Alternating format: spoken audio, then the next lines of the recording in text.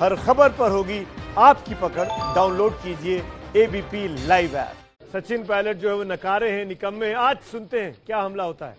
Ashok Gehlot live है जयपुर से, चेहरे पे मुस्कुराहट। कैबिनेट के फैसले के बाद में हमने माननीय राज्यपाल महोदय को कल पत्र भेज के रिक्वेस्ट करी कि हम चाहते हैं कि असेंबली के सेशन बुलाएं और उसके अंदर डिस्कशन करें सारी पॉलिटिकल सिचुएशन को भी, कोरोना को भी, और लॉकडाउन के बाद में जो स्थिति बनी है आर्थिक रूप से उसको भी। हमें उम्मीद थी कि रात को ही वो आदेश जारी कर देंगे असेंबली बुलाने के लिए। रात भर इंतजार किया पर अभी तक कोई जवाब नहीं आया उनका। ये हमारे समझ के परे है। सिंपल प्रोसेस जो अपनाया जाता है और गवर्नर साहब को आदेश देना ही पड़ता है, उसको रोकने कोई कारण नहीं है। हमारा मानना है कि ऊपर से दबाव के कारण से मजबूरी में वो अभी असेंबली बुलाने के लिए निर्देश नहीं दे रहे हैं। इस बात का हमें बहुत दुख है। जब हम फ्लोर पे जाना चाहते हैं, एक तरफ तो मांग की जा रही थी विपक्षी पार्टियों द्वारा भी, जुडिशरी के अंदर भी चर्चा हो रही थी, भाई आप असेंबली फ्लोर क्यों नहीं टच कराते हो, असेंबली में क्यों नहीं आते हैं, असेंबली बुलाते क्यों नहीं हैं। और आज जब हम लोग असेंबली बुलाने के लिए तैयार हैं, पूरे प्रदेश की जनता देख रही है कि हो क्या रहा राजस्थान के अंदर। सब व्यथित है, दुखी है, परेशान है, क्योंकि राजस्थान की ऐसी कभी परंपरा रही नहीं है इस प्रकार से तोड़ फोड़ करके सरकार गिराने की। जैसा मैंने पहले भी आपको कहा, 2 मौके आए थे भैरवी शेखावत के वक्त में, जब उनके साथी सरकार गिरा रहे थे, तब मैं खुद गया तत्कालीन प्रधानमंत्री पीवी नरसिम्हा जी के पास में। बलिराम भगत साहब जो राज्यपाल महोदय थे, उनको मैंने कहा कि ये परंपरा राजस्थान में है नहीं, हम साथ नहीं देंगे। उस पर मैं प्रदेश कांग्रेस का अध्यक्ष भी था।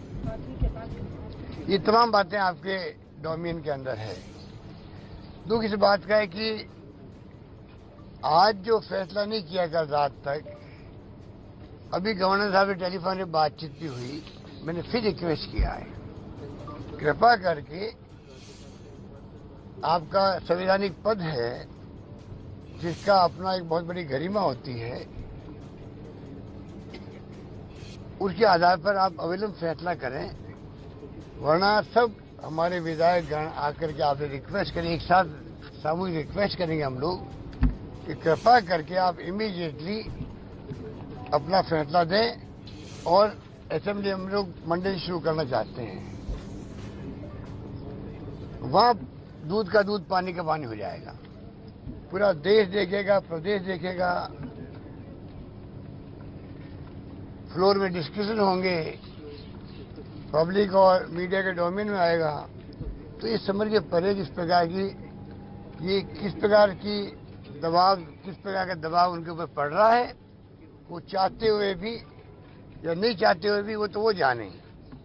पर किन कारण से ये रोका गया हमारे समझ के परे। हमारे पास संपूर्ण बहुमत है। जब मैं बार बार कह रहा हूं हमारे पास स्पष्ट बहुमत है, हमें कोई दिक्कत नहीं है, चिंता हमें होनी चाहिए, सरकार हम चला रहे हैं, उसके बावजूद भी परेशान वो हो रहे हैं।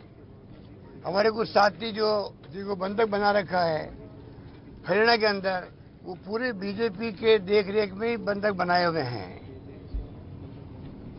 सबको मालूम है, इतने दिन हो गए। वो साथी भी हो सकता है कि वहां से छूटना चाहते हों, वो हमारे अपने साथी हैं। हो सकता है कि उनको जो बाउंसर लगा रखी है वहां पर, पुलिस लगा रखी है, टेलीफोन सीज कर लिए उन सबके, परेशान है, कोई बीमार भी है वहां पर, जिनकी आंखों में आंसू भी आ रहे हैं। टेलीफोन करें हम लोगों को, छुड़ाओ हमें यहाँ से, ये स्थिति बन गई है। उसकी परवाह केंद्र सरकार को नहीं है क्या? हरियाणा में सरकार किसकी है? बीजेपी की सरकार है। ये पूरा खेल जो है ये भारतीय जनता पार्टी उनके नेताओं के षड्यंत्र है, जैसे उन्होंने कर्नाटक में किए थे, जैसे उन्होंने मध्य प्रदेश में किए थे और राज्यों में किए, आप सबको मालूम है। राजस्थान में करना चाहते हैं। राजस्थान में पूरी प्रदेश की जनता हमारे साथ है, विधायकगण हमारे साथ हैं और कोई आश्चर्य की बात नहीं। इस बार जो मैनेजमेंट हुआ कोरोना का, जहाँ जीवन बचाने की बात है,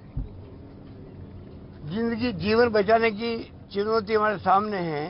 ये भयंकर महामारी है कोरोना की, लड़ने का वक्त है। शानदार हमने मैनेजमेंट किया, पूरे देश में वाहवाही हो रही है। हमने विपक्ष को भी साथ लिया, धर्म गुरुओं को साथ लिया, एक्टिविस्ट को साथ लिया, आम जनता ने साथ दिया। कैश काइंड हमने खूब डिस्ट्रीब्यूट किए, शांति बनी रही, पब्लिक ने साथ दिया हमारा। ऐसे माहौल में सरकार को टॉपल करने का षड्यंत्र करने में बीजेपी की भूमिका जो है, आप समझ सकते हो किस नीचे स्तर पर जाके राजनीति देश में हो रही है। डेमोक्रेसी खतरे में डाल रखी है। इनकम टैक्स के, ईडी के, सीबीआई के छापे, ऐसा नंगा नाच कभी देखा नहीं है देश के अंदर जो आज देखने को मिल रहा है।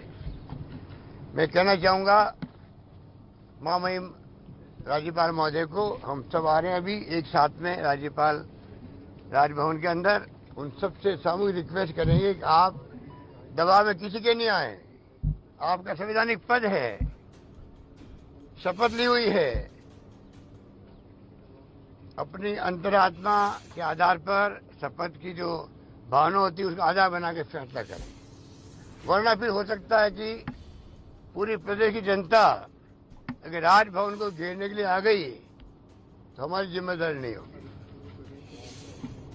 धन्यवाद। सर, प्रधानमंत्री को अपनी चिट्ठी लिखी थी।